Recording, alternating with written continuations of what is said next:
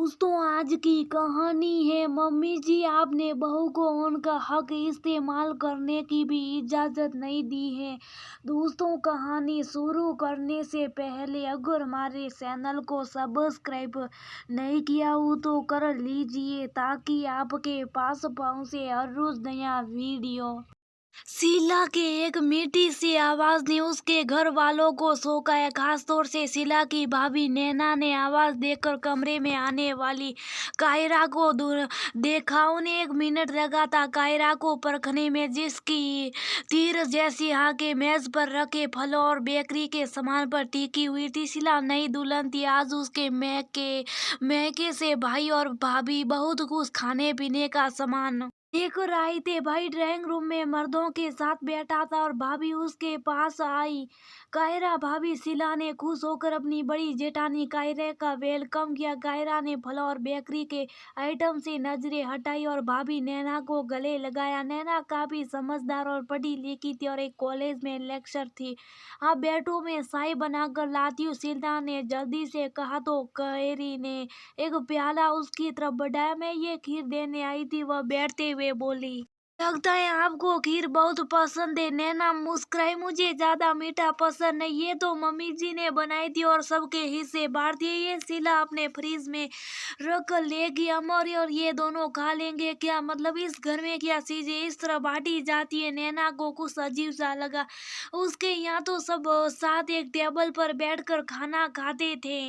जी, ये हमारे घर का उसल है। कायरा ने अपनी आवाज धीमी करके शीला की तरफ देखा। ये करीबी कुर्सी पर बैठ गई थी। असल में जो कुछ भी शीला को बताने जा रही हूँ, प्लीज किसी को बताना नहीं, वादा करो। कायरा की तेज नजरें नैना पर आ टिकी। अब बेफिक्र रहे, आप बाहर नहीं जाएगी इस कमरे से। नैना ने के वादा करने पर कायरा का चेहरा खुल उठा। फिर संजीदगी से बोली, शीला की शादी को भी ज्यादा वक्त नहीं हुआ। ये बेसारी इस घर के बारे में कुछ नहीं जानती। असल में सास यानी मम्मी जी का इस घर पर पूरा कंट्रोल है। खास तौर से खाने पीने की चीजें वह अपने हाथ से बढ़ती हैं, इससे करके रखती हैं। मैं और मेरे देवरानी कुछ भी नहीं कर सकती सिवाय तरसने के। कायरा ने दुख जताया तो नैना ने हैरान नजरों से शीला की तरफ देखा, जो खुद भी हक्का बक्का बैठी ये सब सुन रही थी। मगर कायरा भाभी, उसने कुछ कहना सा, तुम कुछ ना कहो शीला, तुम्हें अभी पता ही क्या है, मैं और तारा पिछले कई सालों से यहाँ तमाशा देख रहे हैं। मम्मी जी के आगे तो पापा जी भी कुछ नहीं बोलते।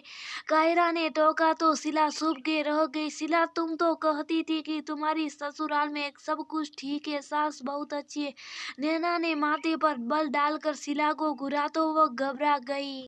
भाभी, मुझे तो ऐसा कुछ महसूस नहीं हुआ। ये सच है कि मम्मी जी हिस्से से करती हैं, क्योंकि अमर देर से आती इसलिए उनका खाना अलग रखवा देती है। शीला ने सफाई दी। अभी तुम समझो कि वक्त सब समझ देता हो देगा। कायरा ने मुंह बनाकर कहा और उठकर चली गई। देखो शीला, तुम बहुत सीधी और सादा मिजाज हो, तुम्हें घरेलू शिकायत का कुछ अंदाजा नहीं है, क्योंकि तुमने अपने घर में ऐसा कुछ नहीं देखा। तुमने बस हमारे घर पर दोस्ताना माहौल देखा है। सब पढ़े लिखे खुले दिलो दिमाग वाले। मुझे तो पहले भी अमर के घर वाले कुछ खास पसंद नहीं आए थे, मगर डैडी और मॉम को अमर दिलो जान से पसंद है। कायरा ने गहरी सांस ली और परेशान शीला को प्यार से देखा। तुम उलझो मत, बस अपनी आंखें खुली रखो। सबसे एक फासला रखना भी जरूरी है। सास को इतना सर पर मत चढ़ाओ कि वो मनमानी करे। अपना हक लेना सीखो, तुम गुलाम नहीं हो। अमर से बात करो कि माँ को समझाए कि हमारे घर में ये सब नहीं होता, सब आजाद है, कोई किसी का पाबंद नहीं। नैना ने नरमी से शीला को समझाया और चली गई। शीला ने उसकी बातें दिल पर लिख ली थी। टीपू, इधर आओ। अम्मा जी ने सामने तख्त पर बैठे बैठे उसे आवाज लगाई। खुद वो अपने करीब फलों का ढेर लगाए थे। लिया बना रही थी, चाय बनाती। शीला ने खिड़की से उन्हें देखकर मुंह बनाए हुए हिस्से बनाए जा रहे। उसकी हुंकार में नागवारी थी। जी दादू, 10 साल का टीपू ने उनके पास आकर कहा, जाओ ये वह अपनी माँ को दे आओ। उन्होंने थैली उसे थमाई। टीपू थैली पकड़कर दूसरे फलों पर सीढ़ियां चढ़ा। संभाल कर लड़के आराम से। मम्मी जी की कड़कदार आवाज शीला को सुनाई दी। टीपू कायरा का दूसरा नंबर वाला बेटा था। उसे बड़ी रानिया और टीपू से छोटा अमन था। कायरा, ये तुम्हारा हिस्सा है। कमरे से निकलती कायरा को अम्मा जी ने एक थैली उठाकर थमा दी। कायरा तेजी से अपने कमरे में ले गई। उसे दो बच्चे 7 और 8 साल के थे।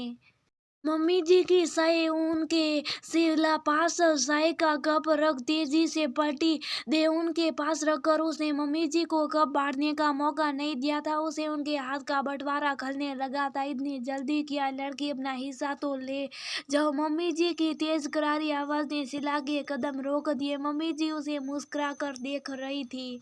मम्मी जी, ये आपने पास रखो, मेरे घर से बहुत से फल आए रखे हैं। शीला के मुंह से रूखी आवाज निकली। कायरा और नैना ने अपने पहले उनकी तरफ से उसका दिल बुरा कर दिया था। उसकी जवाब पर मम्मी जी का चेहरा 1 मिनट को बदला, मगर वह फौरन ही नॉर्मल हो गई। इधर आओ, मम्मी जी ने बहुत शानदगी से कहा तो शीला उसके पास चली गई। ना आने का मतलब बदतमीजी होता। ये अपना हिस्सा पकड़ो। मुझे यहाँ तुम्हारे पापा जी को किसी चीज की कोई कमी नहीं है जो हम बहू बेटे के हिस्से पर नजर रखे। उन्होंने कहा तो शीला के होठों पर तजिया मुस्कुराहट फैल गई। कमी नहीं है, मगर मम्मी जी माफ करना, आपने बहू को कहा उनके हक इस्तेमाल करने की भी इजाजत नहीं दी। उसने कहा। तभी अमर समोसे और जलेबिया का साफल्य आ गया। खुलकर बोलोगी?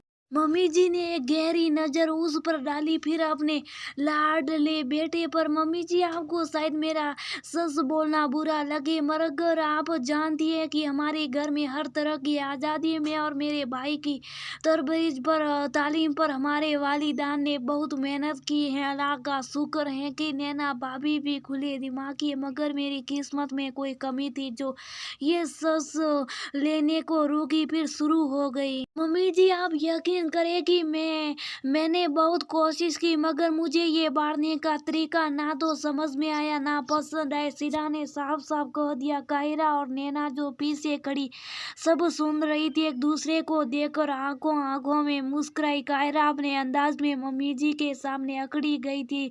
ये हम तो दोनों बहुओं भी ना कर सकी थी जो ये नई सीधी सादी बहू शीला दिख रही थी। मम्मी जी के उस दौर सोचती रही। अमर की सांसें रुकी थी। वह हैरान नजरों से शीला को देख रहा था। मम्मी जी ने कुछ देर बाद सिर उठाया और एक नजर सब पर डाली। कायरा और नैना की खुशी उनसे छुपी नहीं रही थी। शीला को बेवकूफी भी मम्मी जी की तेज नजरों ने सारा खेल भांप लिया था, इसलिए आराम से सिर हिलाया। ठीक है, जैसा तुम सब। ये सुनती सब हैरत भरी नजरों से मम्मी जी को देखने लगी। वो आराम से तख्त पर गाव तकिए से टेक लगाई बैठी थी। एकदम उन्होंने तीनों बहू की तरफ देखा। मैंने बहुत साली से बांट लिया, अब तुम तीनों संभालो ये बंटवारा। वह घर वाले भी, तुम्हारे और घर वाले भी आपस में फैसला कर लो कि क्या करना और क्या नहीं। मम्मी जी ने यूं कहा जैसे उनके सर से बहुत बड़ा बोझ उतर गया। शीला हैरान थी और कायरा और नैना के चेहरे खुशी से दमक रहे।